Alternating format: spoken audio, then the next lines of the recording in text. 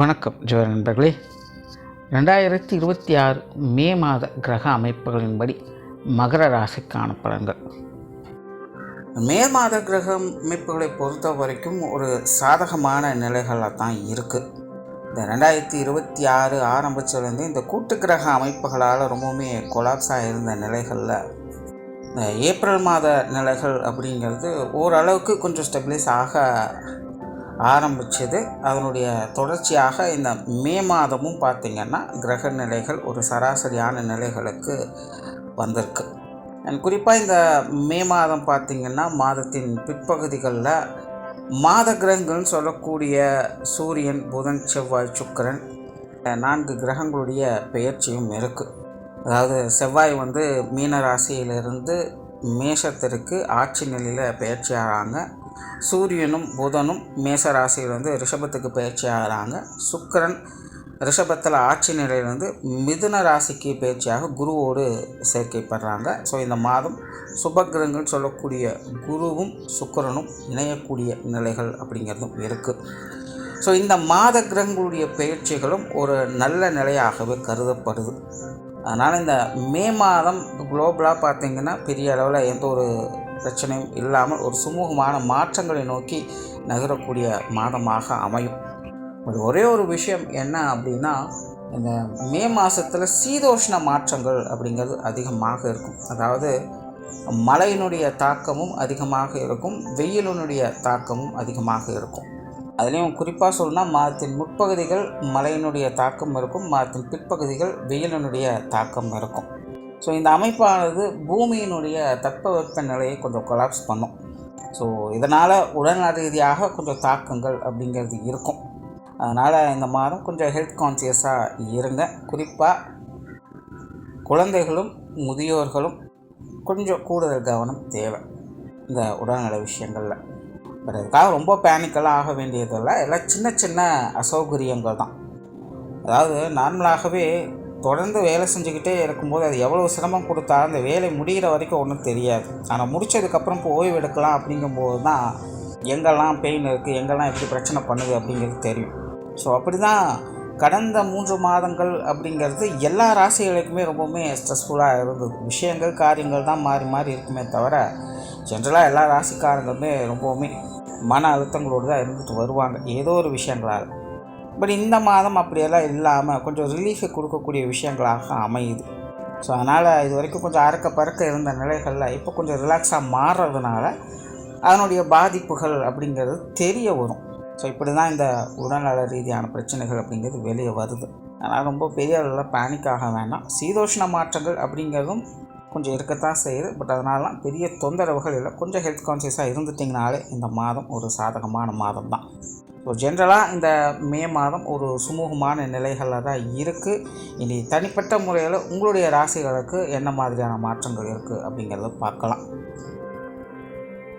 மகர ராசிக்கு இந்த மாதம் உங்களுடைய ராசிநாதன் ராசிக்கு 3ஆம் இடத்துல செவ்வாயோடு சேர்ந்து சஞ்சாரம் செய்துட்டு வர்றாங்க. மாதத்தின் பிற்பகுதியில் செவ்வாய் 4ஆம் இடத்துக்கு பயிற்சியாக ஆட்சி நிலை பெறும். இந்த அமைப்புகளால் மகர ராசியை பொறுத்த வரைக்கும் இந்த மாதம் ஒரு உத்வேகம் அளிக்கக்கூடிய ஒரு மாதம் அப்படின்னு சொல்லலாம். அதாவது மகர ராசிக்காரங்களுக்கு இந்த மாதம் முடியாத விஷயங்களை முடித்து காட்டணும் அப்படிங்கிற ஒரு தீவிர தன்மை என்பது உருவாகும். சிலர்லாம் புதிய சாகசங்களை விரும்புவாங்க. ரிஸ்க் எடுக்கிறதெல்லாம் ரிஸ்க் சாப்பிட்ற மாதிரின்னு சொல்லி ரொம்ப சவாலான விஷயங்களையும் ரொம்ப கேஷுவலாக டீல் பண்ண ஆரம்பிச்சிடுவாங்க.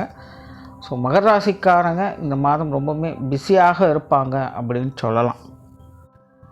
மகர ராசிக்காரங்க ஒரு விஷயத்தில் மட்டும் கொஞ்சம் கவனமாக இருங்க. சில நேரங்களில் உங்களுக்கு கோபம் சுருன்னு ஏறும், உங்களுடைய வாக்குவாதங்கள் தடிக்கும். ஸோ மகர ராசிக்காரங்க இந்த ஒரு விஷயத்தில் மட்டும் கொஞ்சம் கேர்ஃபுல்லாக இருங்க. மற்றபடி மகரத்தை பொறுத்த வரைக்கும் இந்த மாதம் ஒரு சாதகமான மாதமாகவே இருக்குது. அதே போல் மகர ராசிக்காரங்க இந்த மாதம் கொஞ்சம் உணவு பிரியர்களாகவும் இருப்பாங்க. அதே நேரம் உணவு விஷயங்களில் கொஞ்சம் கட்டுப்பாடுகளும் தேவைப்படக்கூடிய மாதமாக தான் இருக்குது. குறிப்பாக இந்த சீதோஷ்ண மாற்றங்களால் உணவு விஷயங்களில் சில தொந்தரவுகள் வரலாம். ஸோ இது மகர ராசிக்காரங்க கொஞ்சம் கவனமாக பார்த்துக்கங்க. தொழில், வேலை, உத்தியோகம் சம்பந்தப்பட்ட விஷயங்கள் அளவான நிலைகளில் இருக்குது. அதாவது எண்ணம் போல் வாழ்க்கை அப்படின்னு சொல்லுவாங்க. கிட்டத்தட்ட மகர ராசிக்காரங்க இந்த மாதம் தொழில் வேலை உத்தியோகம் சம்மந்தப்பட்ட விஷயங்களில் அப்படி தான் இருப்பாங்க. அவங்களுடைய விருப்பம் போல் அவங்களுடைய எண்ணம் போல் செயல்படணும் அப்படின்னு நினைப்பாங்க. அதில் கொஞ்சம் ரிஸ்க் எடுத்து பார்க்கலாம் அப்படிங்கிற மைண்ட் செட்டெல்லாம் இருக்கும். இல்லை புதுசாக ஏதாவது ட்ரை பண்ணலாம் அப்படிங்கிற மைண்ட் செட்டெல்லாம் இருக்கும். அதெல்லாம் நல்ல விஷயம்தான். பட் என்னென்னா கொஞ்சம் பொறுமையோடும் நிதானத்தோடும் செயல்பட வேண்டியதாக இருக்கும். தொழில் வேலை உத்தியோகத்தை பொறுத்த வரைக்கும் எதையும் எடுத்தோம் கவுத்தோம் அப்படின்னு செய்ய முடியாது.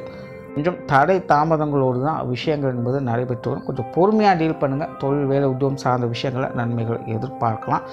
வெளியூர் மற்றும் வெளிநாடு சம்பந்தப்பட்ட விஷயங்கள் சாதகமாகவே இருக்கும். இது சார்ந்த விஷயங்களும் உங்களுடைய முயற்சிகள் நல்லபடியாகவே கை கொடுக்கும்னு சொல்லலாம்.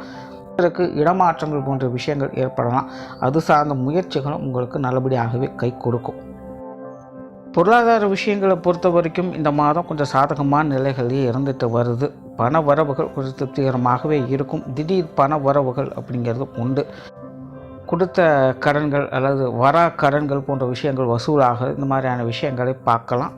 ஸோ மகரத்தை பொறுத்த வரைக்கும் ஏதோ ஒரு வகையில் திடீர் பண வரவுகள் அப்படிங்கிறது நல்லபடியாக இருக்கும். நார்மலாகவே இந்த பொருளாதார சமாச்சாரங்கள் அப்படிங்கிறது கொஞ்சம் நல்லபடியாகவே இருக்குது. கொடுக்கல் வாங்கல் விஷயங்கள், கடன் சார்ந்த விஷயங்கள் எல்லாமே கொஞ்சம் சுமூகமாகவே இருக்கும். மாதத்தின் பிற்பகுதியில் கொஞ்சம் சுப விரயங்கள் அதிகரிக்கலாம். ஆடை ஆபரணம் சார்ந்த விஷயங்களில் அல்லது ஆன்மீகம் மற்றும் சுப நிகழ்ச்சிகள் சார்ந்த விஷயங்களுக்காக கொஞ்சம் விரயங்கள் செலவுகள் என்பது ஏற்படலாம். ஸோ முடிஞ்ச அளவுக்கு கொஞ்சம் வீண் விரயங்கள் செலவுகள் போன்ற விஷயங்கள் மட்டும் கவனம் எடுத்துக்கங்க. சொத்து சுகங்களை பொறுத்த வரைக்கும் இந்த மாதம் கொஞ்சம் சாதகமாகவே இருக்குது. மாதத்தின் முற்பகுதிகள் கொஞ்சம் அப்படி இப்படி தான் இருக்கும். பட் மாதத்தின் பிற்பகுதிகள் வீடு வாகன விஷயங்கள் நிலவரங்கள் சம்பந்தப்பட்ட விஷயங்கள் சாதகமான அமைப்புகளை எதிர்பார்க்கலாம். பட் மகரத்தை பொறுத்த வரைக்கும் இந்த அசட் சார்ந்த விஷயங்கள் ஒரு விபரீத யோக அமைப்புகளில் தான் செயல்பட்டுக்கிட்டு இருக்குது. இந்த வீடு வாகன விஷயங்களில் நிலவரங்கள் சம்மந்தப்பட்ட விஷயங்கள் எல்லாத்துலேயுமே சின்ன சின்ன கலகங்கள் அப்படிங்கிறது இருக்கும். உங்களுக்கு பிடிச்சா மற்றவங்களுக்கு பிடிக்காது, மற்றவங்களுக்கு பிடிச்சா உங்களுக்கு பிடிக்காது அப்படிங்கிற மாதிரியான விஷயங்கள்லாம் இருக்கும். கொஞ்சம் கருத்து முரண்பாடுகள், தேவையில்லாத விவாதங்கள் போன்ற விஷயங்கள் அதிகமாக இருக்கும். இதை மட்டும் கொஞ்சம் அட்ஜஸ்ட் பண்ணிக்கோங்க. மற்றபடி இந்த அசட் சார்ந்த விஷயங்களில் நன்மைகளையும் ஆதாயங்களையும் பெறக்கூடிய ஒரு மாதமாக தான் இருக்குது. பூர்வீக சொத்துக்கள் சம்பந்தப்பட்ட விஷயங்களில் கூட ஆதாயங்களை பெற்று வரலாம். குறிப்பாக மகரத்திற்கு இந்த வாகன சுகங்கள் நல்லபடியாகவே இருக்குது. பட் எதுவாக இருந்தாலும் மாதத்தின் பிற்பகுதியிலிருந்து பார்த்துக்கோங்க. குடும்ப விஷயங்கள் காரியங்கள் இந்த மாதம் கொஞ்சம் சாதகமாகவே இருக்குது அப்படின்னு சொல்லலாம். சமீப காலமாக குடும்பத்துக்குள்ள ஒரு விதமான குழப்ப நிலைகளும் மன அழுத்தங்களும் அதிகமாக இருந்து வந்திருக்கும். ஆகாதவங்க நின்னாலும் குத்தம், உட்கார்ந்தாலும் குத்தம்னு சொல்லுவாங்க. அந்த மாதிரி தான் நீங்கள் என்ன சொன்னாலும் சரி, அது மற்றவங்களுடைய செவிகளுக்கு அது வேறு மாதிரி தான் கேட்கும். இதனாலேயே குடும்பத்துக்குள்ளே கொஞ்சம் கூச்சல் குழப்பங்கள் அதிகமாக இருந்து வந்திருக்கும். இந்த மாதம் அது சார்ந்த பிரச்சனைகள் கொஞ்சம் முடிவுக்கு வரும். ஒரு சுமூகமான மாற்றங்களை குடும்பத்துக்குள்ளே பார்க்கலாம். பெரிய அளவில் சங்கடங்கள் இருக்காது. அதற்கான முதல் படிகளாக இந்த மாதம் ஆரம்பிக்கும். குடும்ப உறவுகளும் கூட ஓரளவு கொஞ்சம் அனுசரணையாகவே வரவும் செய்வாங்க. திருமண அமைப்புகள், புத்திரபாக்கிய அமைப்புகள் அளவான நிலைகளில் செயல்பட்டுக்கிட்டு இருக்குது. முயற்சியால் முன்னேற்றங்களை பார்க்கலாம். கணவன் மனைவி உறவுகள் சாதகமாகவே இருக்கும். குழந்தைகள் சம்பந்தப்பட்ட விஷயங்கள் காரியங்கள் சிறப்பாகவே இருக்குது. குழந்தைகள் வகையில் மன மகிழ்ச்சி தரக்கூடிய விஷயங்கள் இருக்கும். உறவினர்கள் நண்பர்கள் சார்ந்த விஷயங்கள் நல்லபடியாகவே இருக்குது.